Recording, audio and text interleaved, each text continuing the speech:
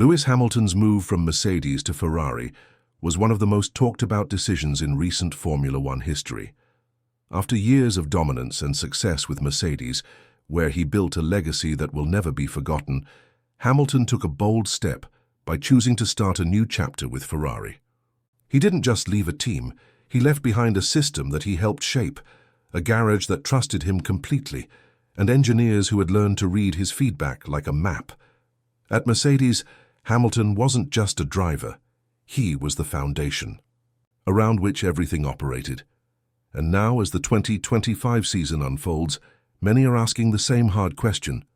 Was this the biggest mistake of his career? In Montreal, the atmosphere said more than the results on paper. George Russell, Hamilton's former teammate, stood on pole. Calm, collected, and clearly comfortable in the Mercedes that Hamilton helped develop over the years. Just behind him was a young rookie, Antonelli, also in silver, showing poise beyond his years. And then there was Hamilton, P5.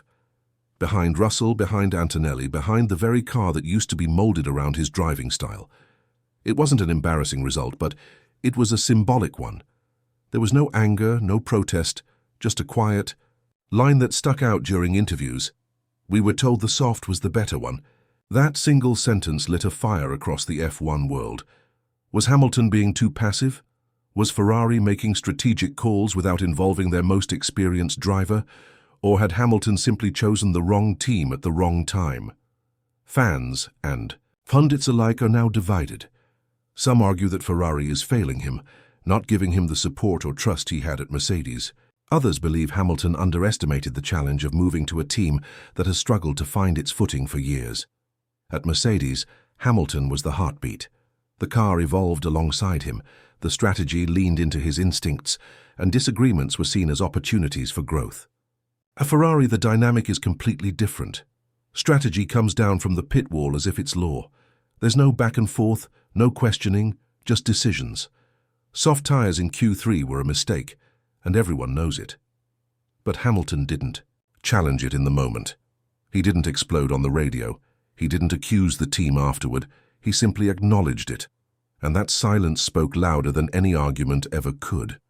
While Russell celebrated pole position, Hamilton was explaining once again why things didn't go as planned.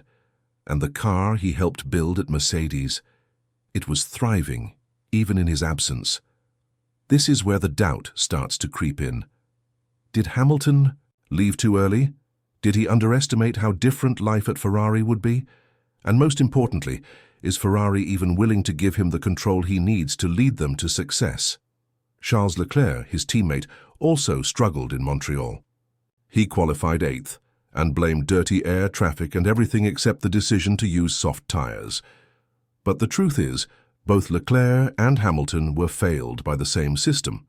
A system that still clings to old traditions, that resists change, and that doesn't fully trust its drivers to lead.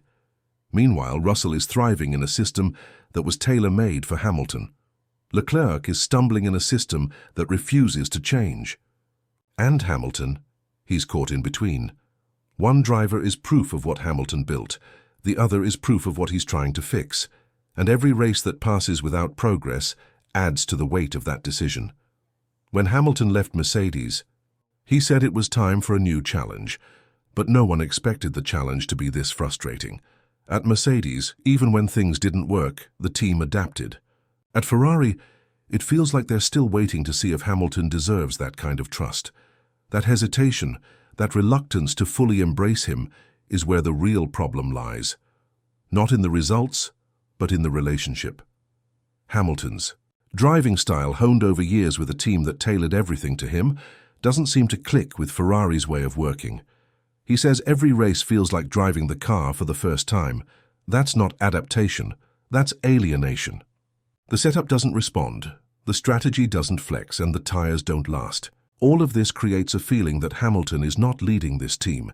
He's just surviving within it. And that raises a bigger question. Is Ferrari too proud to let someone new take control? Or is Hamilton simply too loyal to admit that he might have made the wrong choice? Some fans say Ferrari is wasting the greatest driver of the modern era. Others argue Hamilton knew what he was walking into, but few can deny that right now, something is broken. In Montreal, Antonelli finished fourth, calm, composed, and getting stronger with every race. Russell was on pole, once again proving that Mercedes still has the tools to fight at the front, and Hamilton was once again talking about what went wrong, not because of his driving, but because of decisions made without him. This isn't about one bad race, it's about a pattern. Ferrari makes a call, it fails, and no one takes responsibility. Instead, they defend the strategy, even when it clearly doesn't work. And that's what makes Hamilton's position so complicated. He came to Ferrari to lead, but he can't lead a team that won't let him. We're now halfway through the season, and Hamilton is still explaining why things feel off. That's not a good sign. At Mercedes, even in tough moments, there was always a plan. At Ferrari, it feels like every race is a new experiment, and for a driver who's used to precision, trust, and stability, that's a major problem.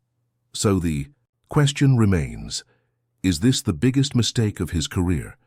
If Ferrari continues to resist change, to ignore Hamilton's experience, and to cling to outdated systems, then the answer might be yes. But if they finally let go of their pride, if they start listening, adapting, and trusting the man they brought in to lead a revolution, then there's still hope.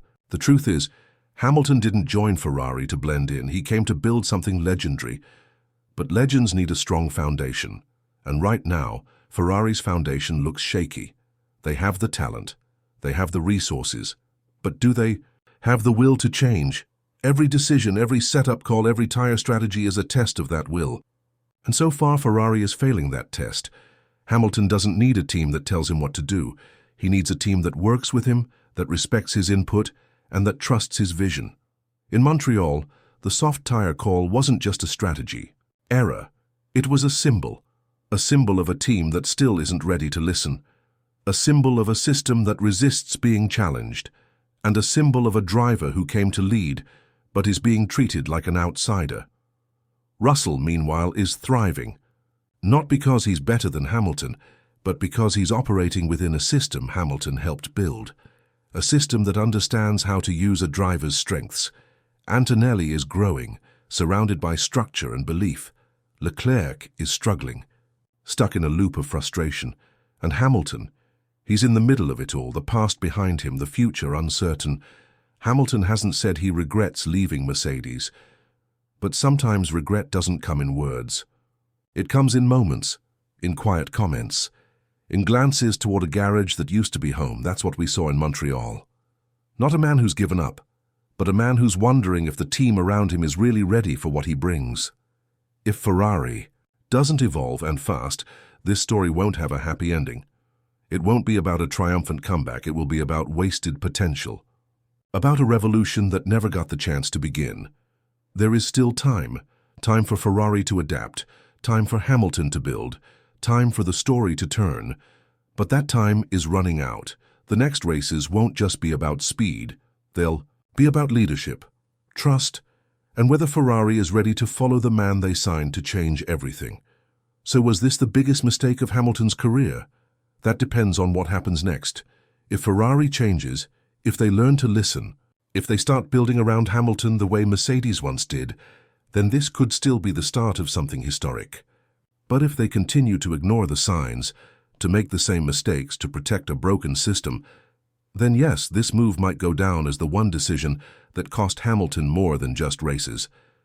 This is no longer just about tires or strategy. It's about identity, about legacy, and about whether one of the greatest drivers of all time will be remembered for taking a risk that never paid off.